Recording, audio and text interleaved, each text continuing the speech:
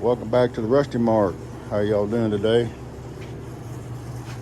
Well, something used to be sitting there. Nope, don't worry, the Jeep's still here. I just pulled it out of the way, had some oil changes to do. Waiting on the wife to get home with her ride so I can drain the steaming hot oil out and change the oil in hers. But I got the square body in here.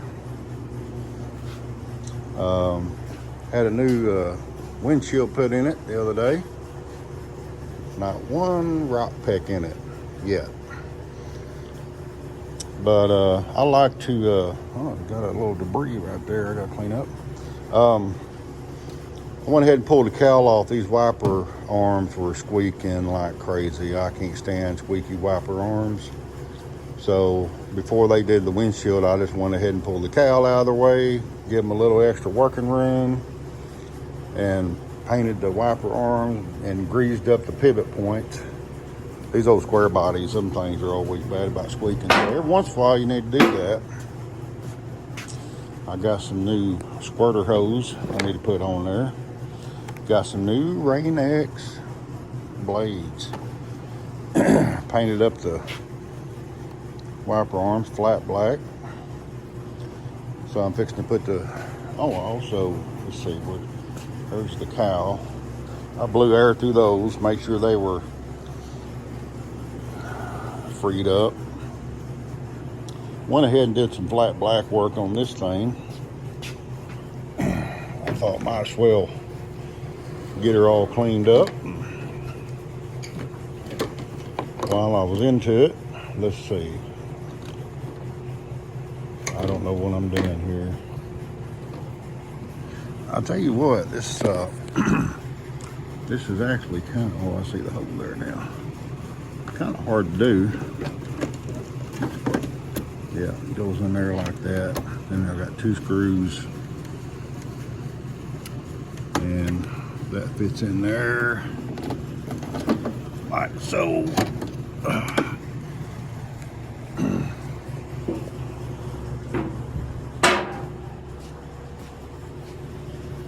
Let's see here. I don't know. Maybe it's better if I did that.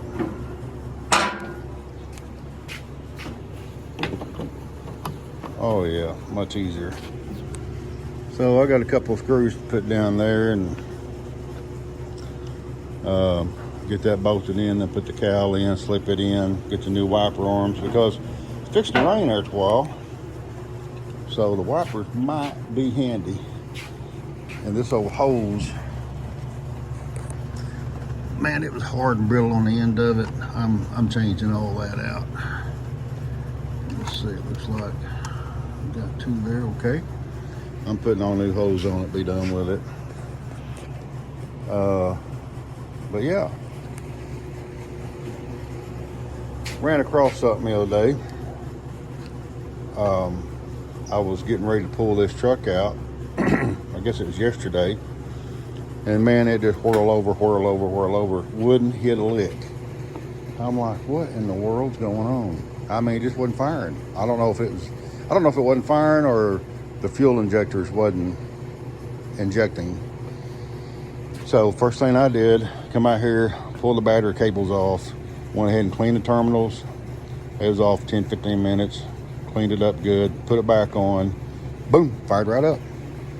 I guess the computer needed a reset. I don't know. Some of those digitals they got a mind of their own sometimes. But anyway, I cleaned it up the other day a little bit, pressure washed it, cleaned the tires up, got them shining a little bit. It needed a bath. I hadn't had one all winter and got her cleaned up. A little dusty now. But anyway, for those of you who hadn't seen this yet, it's my 84 GMC. C10, C15, whatever you call it, GMC. Square body. 4.8 LS. Got some work fixed to do in here. Got a new dash pad, new headliner, or fairly new. Put all new carpet on it, or in it when I built it. I got a red seat located. This is a 94 gray 60/40 Chevy seat. And these, if you're a big fella like me with a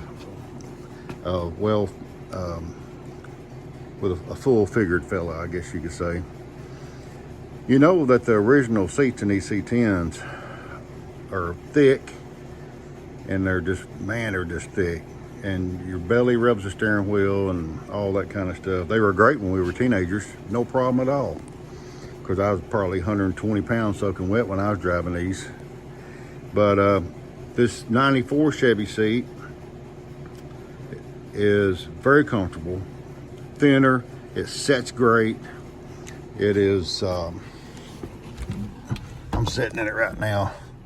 There's my belly and the tilt's up, but I got a bunch of room, plenty of leg room. I'm 5'11", plenty of leg room. Plus the,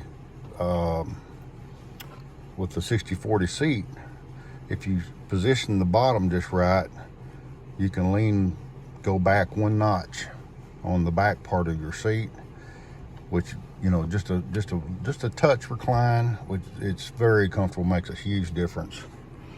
And again, for those who haven't seen this truck before, got the Dakota digital gauges, analog look, but they're electronic. That's what I'm saying.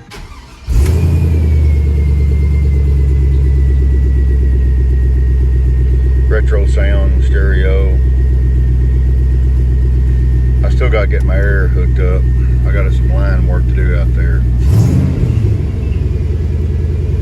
But anyway,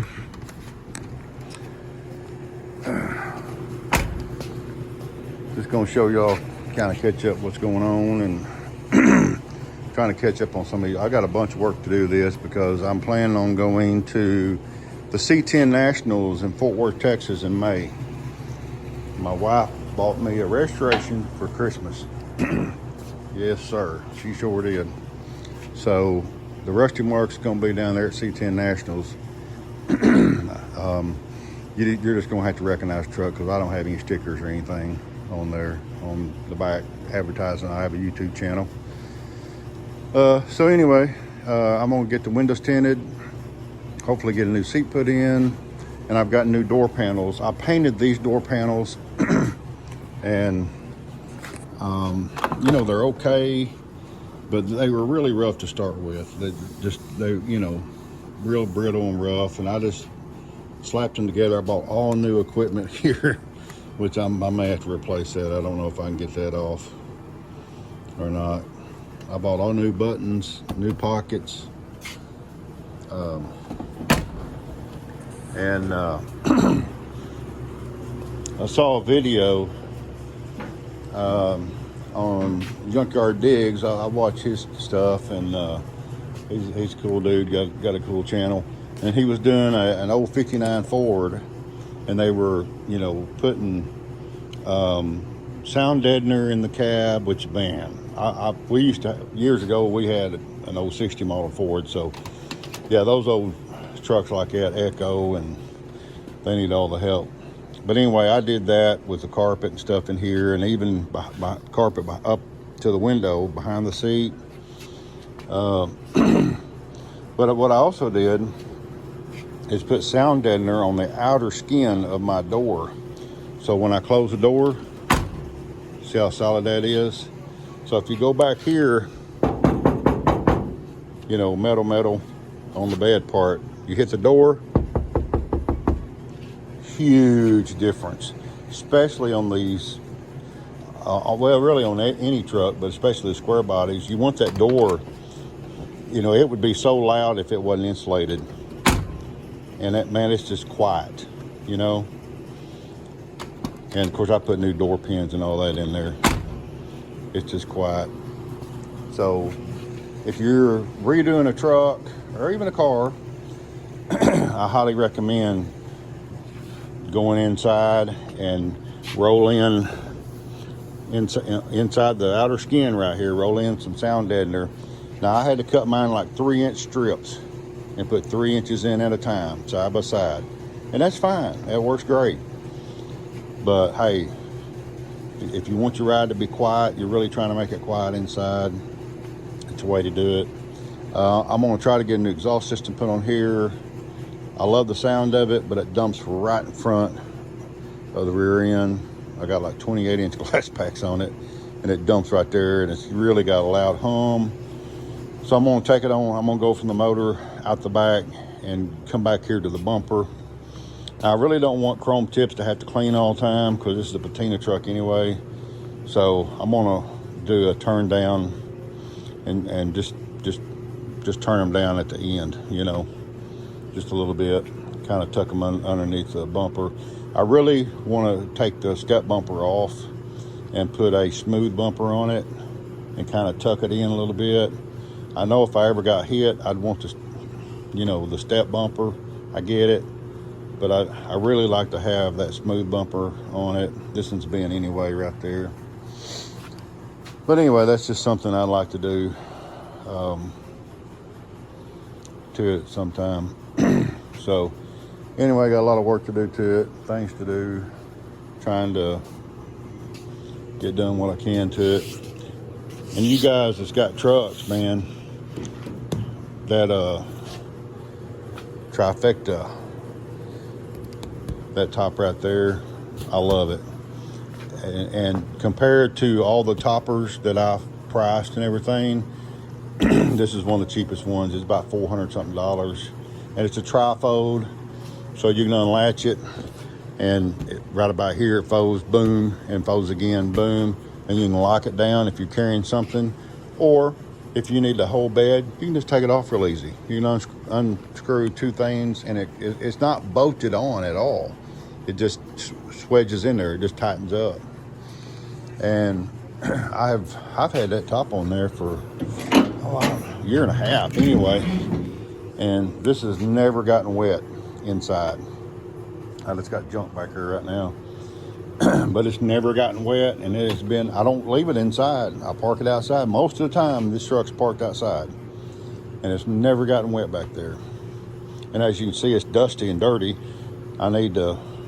I'll clean that out before we go on our trip and wash it out and let it dry and all that good stuff. And but anyway, yep, just a good old truck, fun to drive.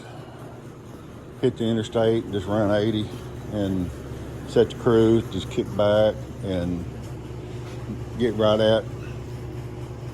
I hadn't really, well, I have had it on the interstate cruise. I don't know, around 20 mile a gallon.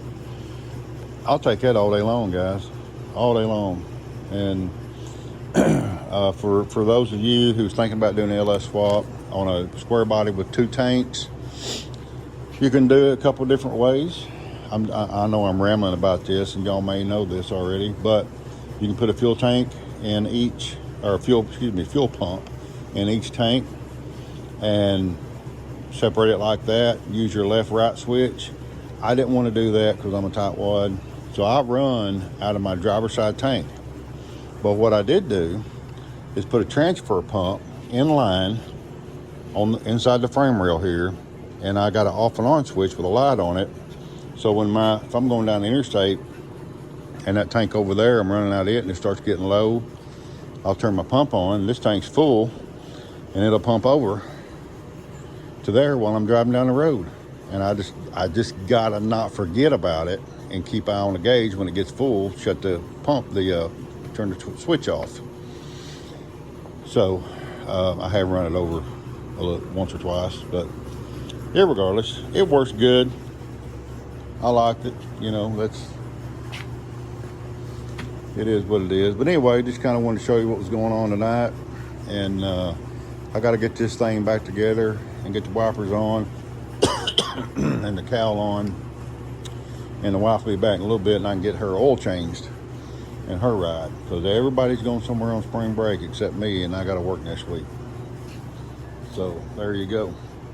Well, anyway, thanks for coming by, and do me a favor, please like, subscribe to the Rusty Mark, and I sure appreciate you, and we'll see you next time. Y'all have a good one.